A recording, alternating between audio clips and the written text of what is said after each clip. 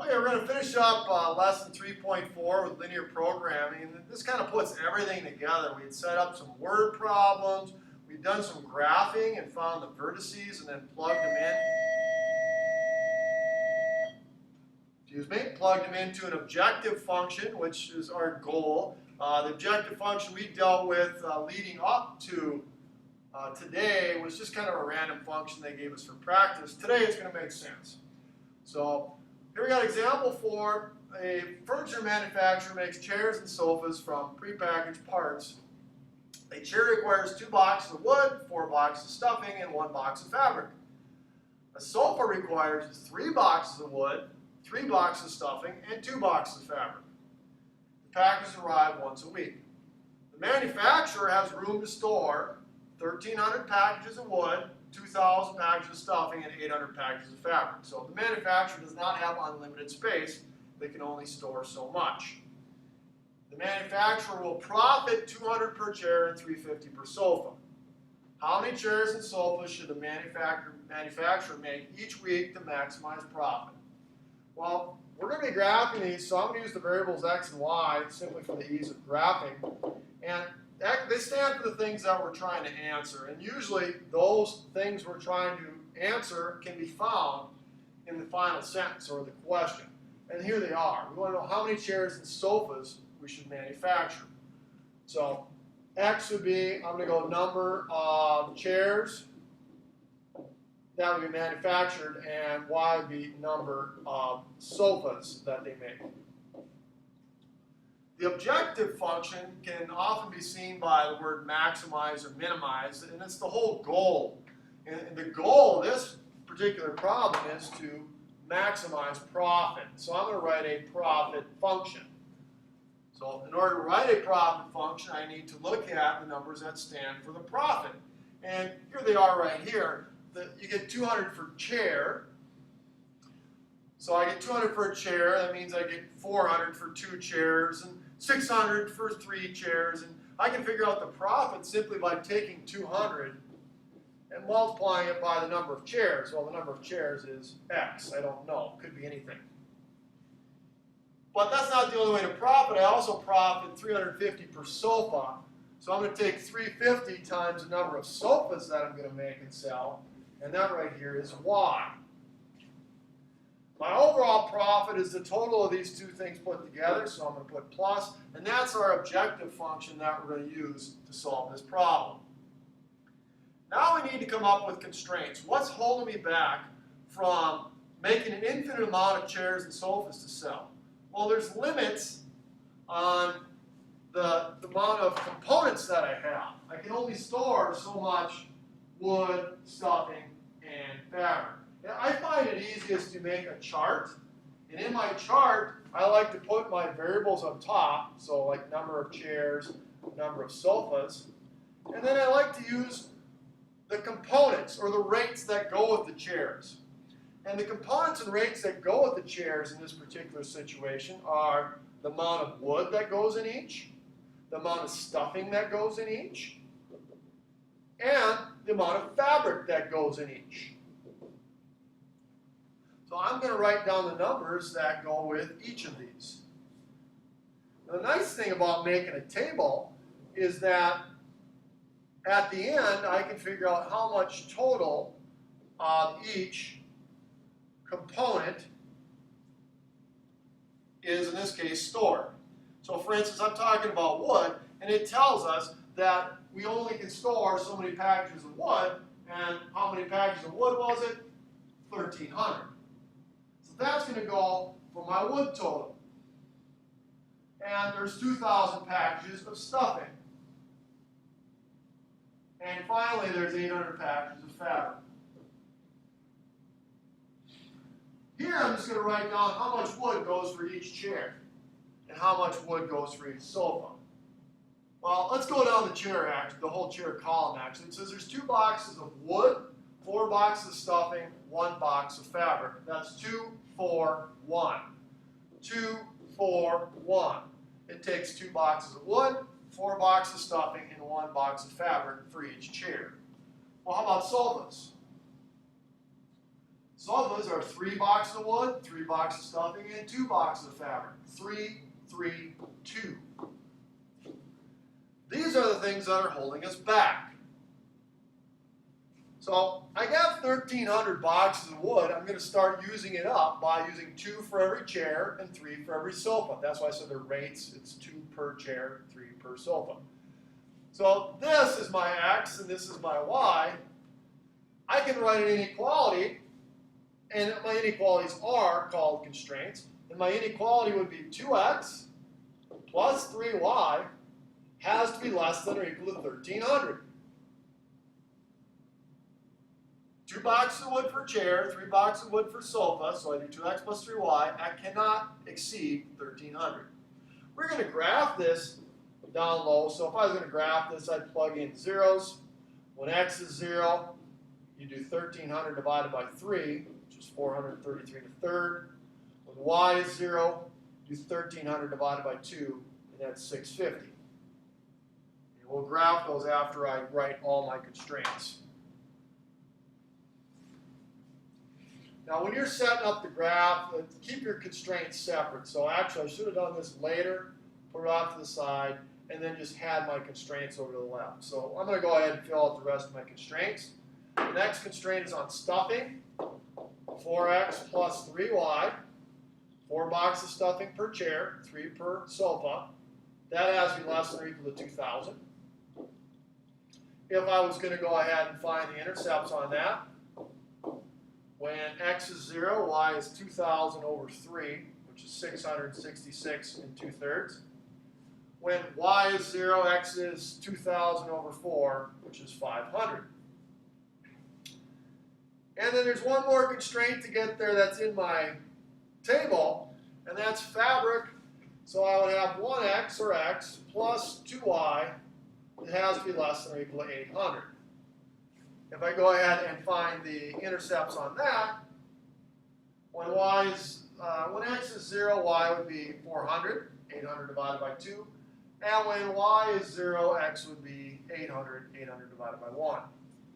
Now you might think you're done, but be careful. If you put this on a test, you'd actually lose a point because there are some constraints that are inferred but not given.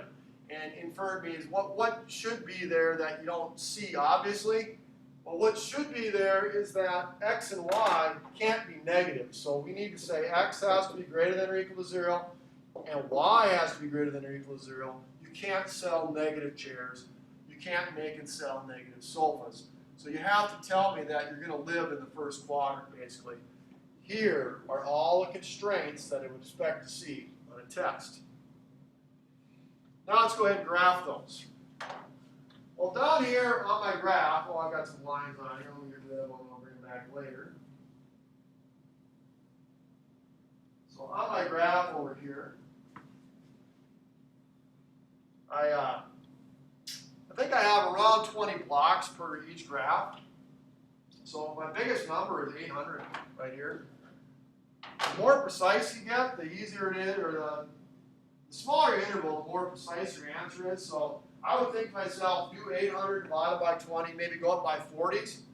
But we found in class that it's actually easy. Let's try going by 50s and see how that works. So we're going to go up by 50s. I need to get up to 800 on the x and up past 666 on the y. So going by 50s, that means every 2 is 100.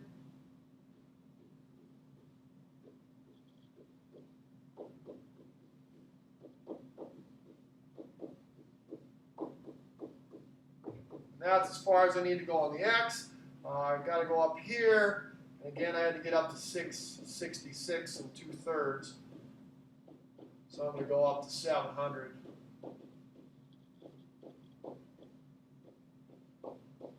And hope that works out there.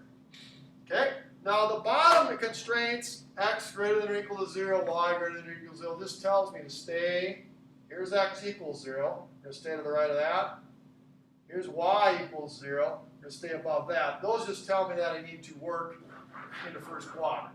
Now that can get kind of messy, so I'm just going to say, all right, we know that we have to stay in the first quadrant, so I'm going to get rid of that scribbling I did.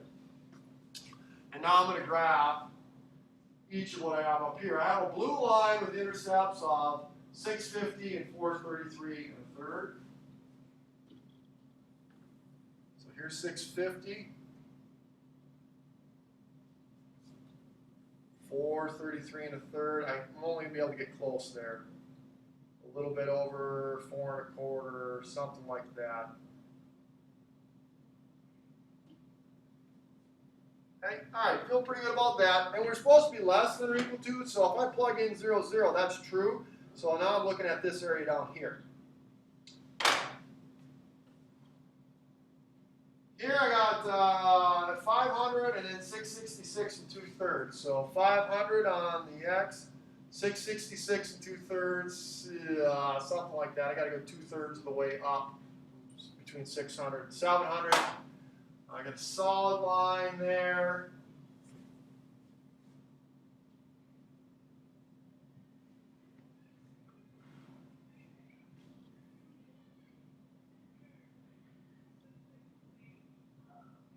And we'll call that good.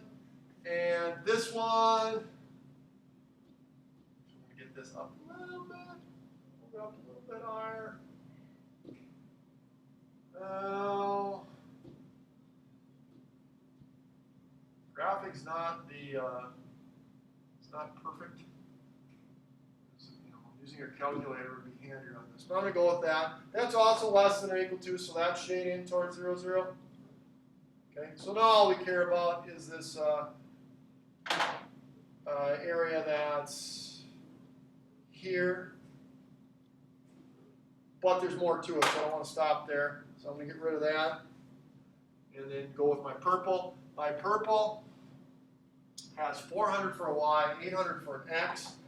So let's go 400 for a y, 800 for an x. And then let's connect that with, see if I can get a purple line going here. That's also less than, so that's also a shade down towards 0, 0. So here's my area right in here.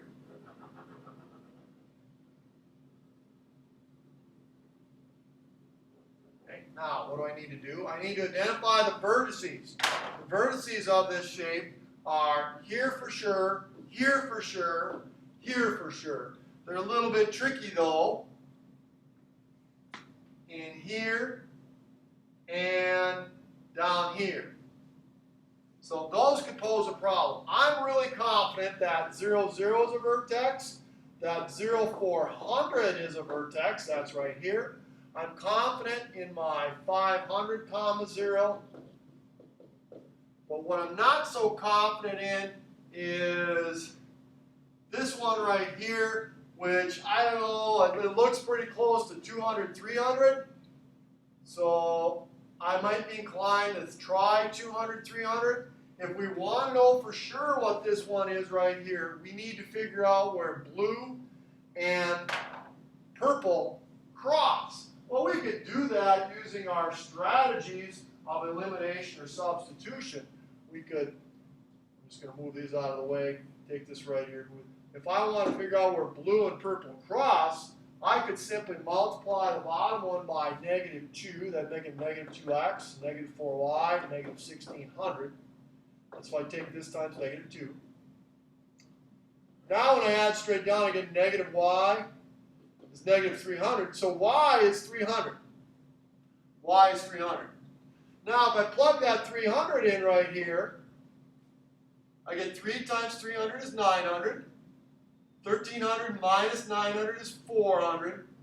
400 divided by 2 is 200. So for sure it should be 200, 300. What was my guess? I said, you know what, I think my graph's probably just a tiny bit off, so I bet you it's at 200, 300, and I would have been right. Okay, this other one is also at a goofy spot here, but I'm going to think that it's probably right there at 350 and 200. And you know what? You could actually verify that it is 350, 200 by finding the answer for blue and red. And blue and red would really be easy because it's already ready to roll,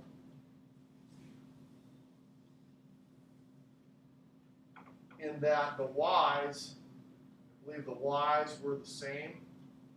So if you just made one of them opposite, you could figure it out. Say, hey, I'm going to go negative, negative, negative. Add straight down, you get 2x and 700. You can see x is 350. 700 divided by 2 is 350. So 350, and if you plug that in, you get 200. So now you take these vertices. This is a bounded region. You take these vertices and you plug them into the profit function, which again was 200x plus 350y.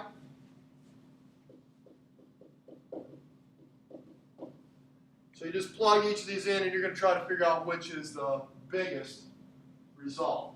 So if you plug in 0, 0, you don't profit anything. Hopefully that makes sense.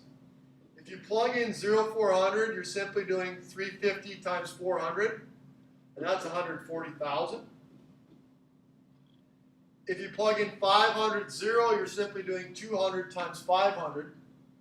That's 100,000. If you're doing 200, 300, you got to plug the 200, 300 in there, and that one gives you, let's see, 40,000, and then 105. That one gives you 145,000.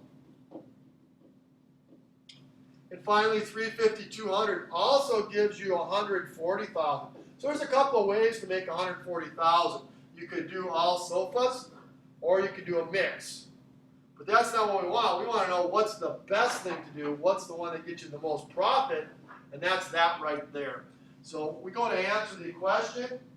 We would say that to maximize profit, max profit, we can say max, is $145,000. And that's when you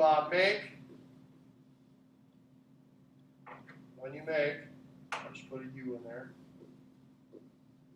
When you make 350, let's see, what was it, 200, lost track there, 200 chairs and 300 sofas. 200 chairs and 300 sofas. So here's how we can take everything we've been working on this chapter and use it to solve a real life problem that would actually benefit a business owner in terms of coming up with how he can maximize profit. So quite a lengthy problem. We'll definitely want to practice setting them up. Thanks for watching. Have a great day.